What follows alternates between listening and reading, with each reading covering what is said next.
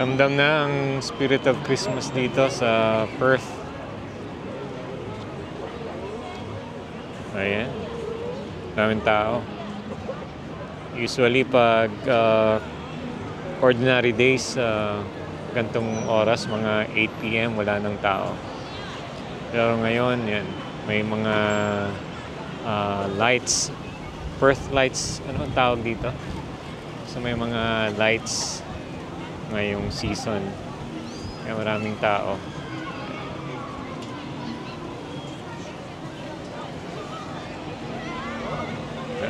Kangaroo.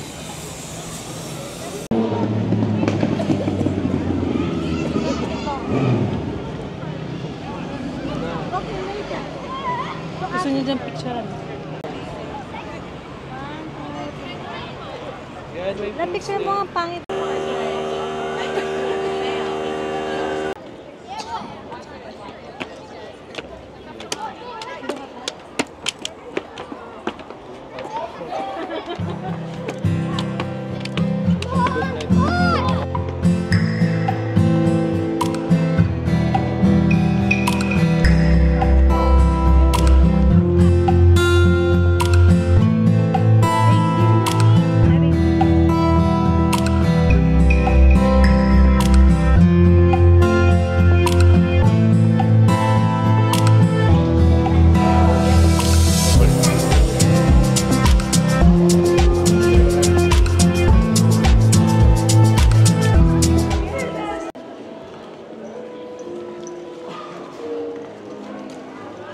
Buhay ngayon ng Perth City. Yung shops din na iba open pa. Normally kasi by 6 PM close na yung mga shops din dito. Especially on a weekend, maagang nagsasara yung mga shops.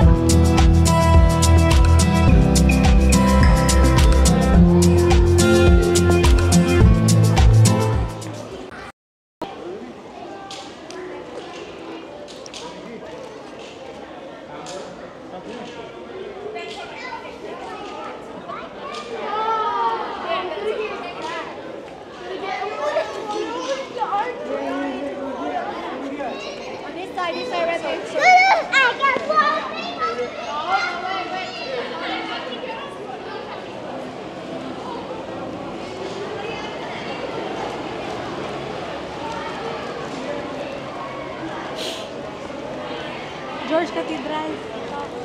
Tama ba?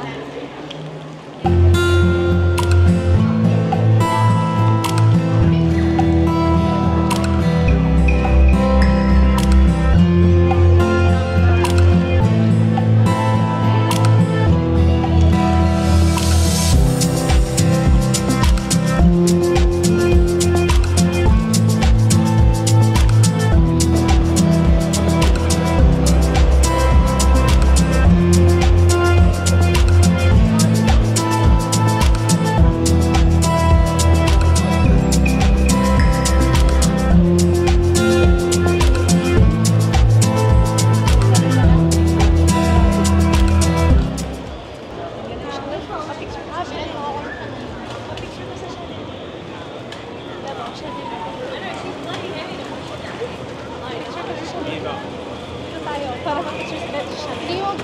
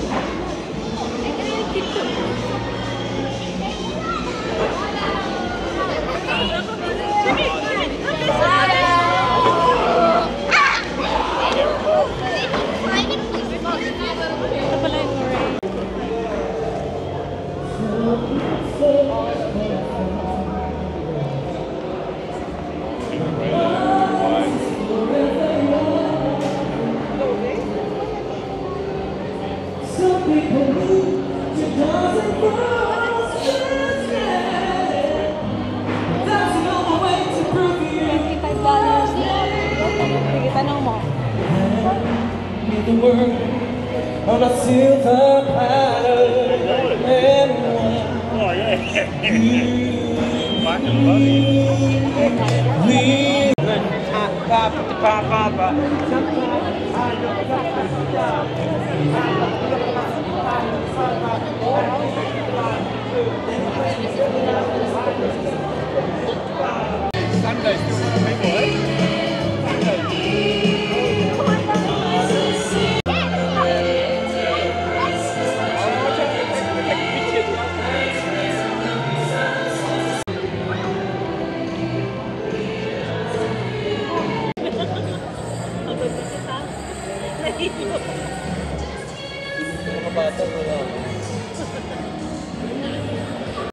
Ayan, mukhang nasulit naman yung araw. Puno yung ano, bowl.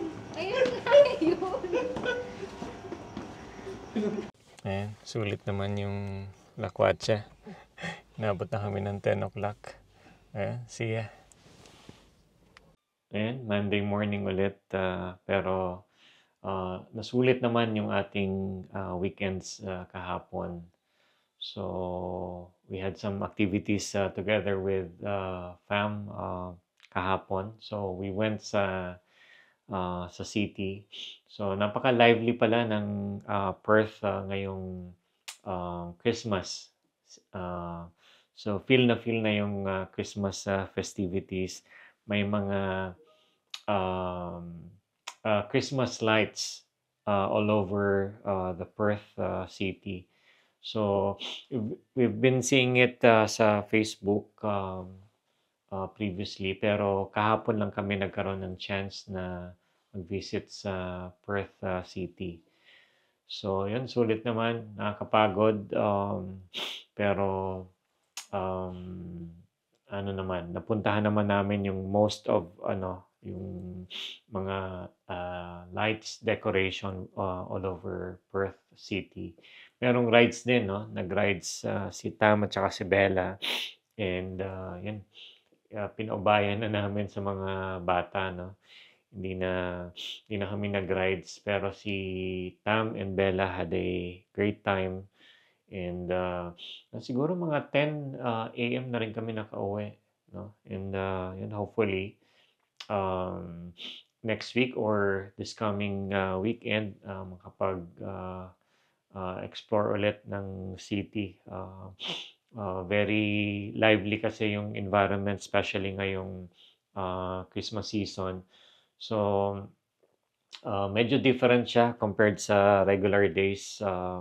Even kasi sa pag regular days, medyo tahimik yung Perth, even on weekends. So, bihirang-bihira lang yung ganun na napakaraming tao. And it's fun to experience yung ganong vibe na maraming tao, maraming umiikot, gumagala. So, alam naman natin yung mga ganong trip, kontento na tayo sa ganon. So, it's one way of feeling the Christmas festivities.